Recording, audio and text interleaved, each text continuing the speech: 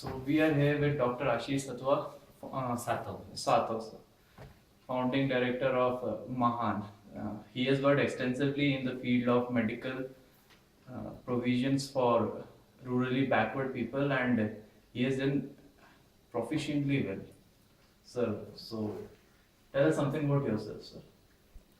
Actually, after joining medical college, I decided to work in some tribal areas where the medical facilities are very scarce. Especially, like I started visiting areas like Gadchiroli, then Melghat, and other tribal areas of Karnataka. I found that even a poor person, poor travel person, he has some very small illness, but who could not afford to go outside to a doctor for the treatment. And if there is some major illness like heart attack or meningitis or cerebral malaria, that family or that person prefer to die rather than going to some advanced or higher cities for management of their patients. So I decided that I'll work throughout my life for such a tribal area where patients are very reluctant to go or they can't afford to go outside for treatment. Hence, led by my grandfather, Mr. Vasundhara Ambedkar, who has devoted his whole life for Gandhian philosophy. He worked with Mahatma Gandhi, then with Sant Vinoba Bhave and Jayaprakash Narayan in his revolution against the corruption in India, Indian governments.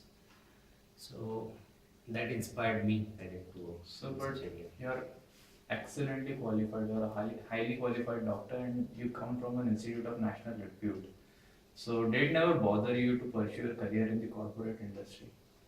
Actually, I feel very satisfied when I treat patients, very poor travel patients who can't afford to go some higher centers.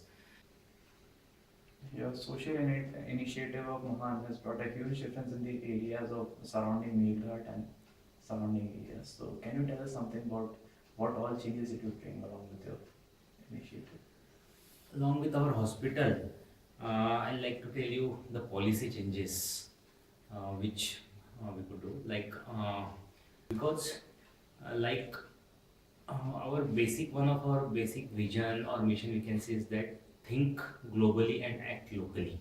So if I am working suppose in Melghat area, myself or Mahan will be able to serve at the most 30, 40, 50 villages, not more than that. But the problem of malnutrition, child deaths, or people dying of diseases like tuberculosis, pneumonia is present, prevalent everywhere in rural and tribal part of India. Millions of people are dying in India and developing countries due to such illnesses.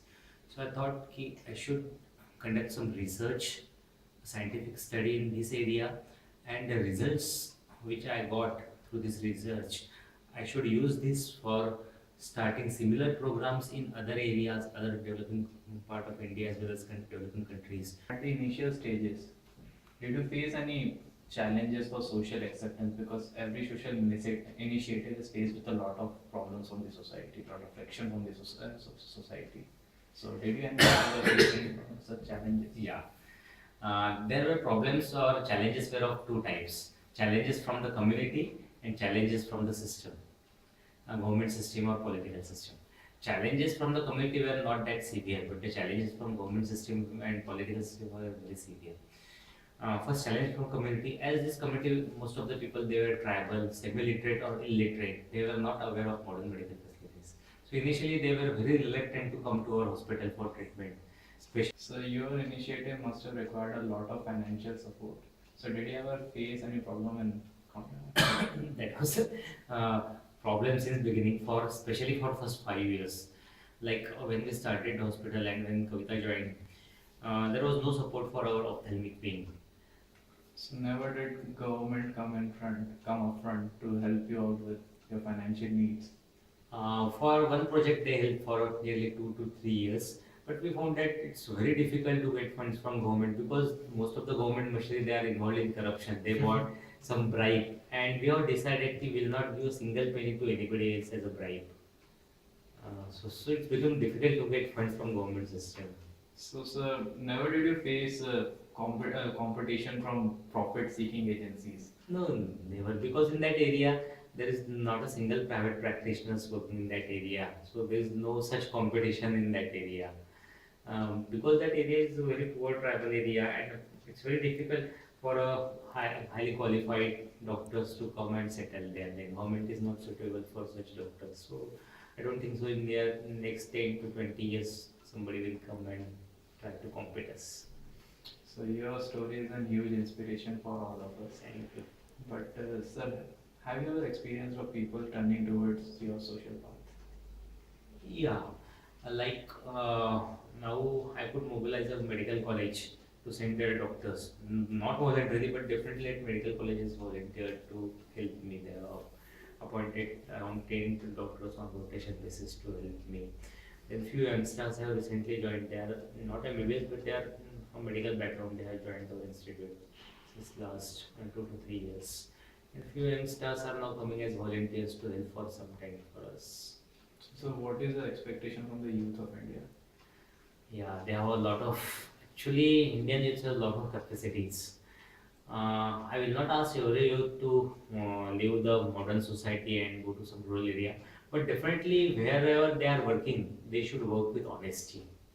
Then they should work for the nation. Some part of their life, so you can say some hour per day or some weeks per year, like they should go to some such backward areas, or even if they are living in cities, they should visit some slums and help those poor people. So there are a lot of millions of poor and backward, economically, socially backward people in India. So our youth should spend some part of their life and some part of their money also they should donate to such organizations or such poor people for their study, for their health, etc.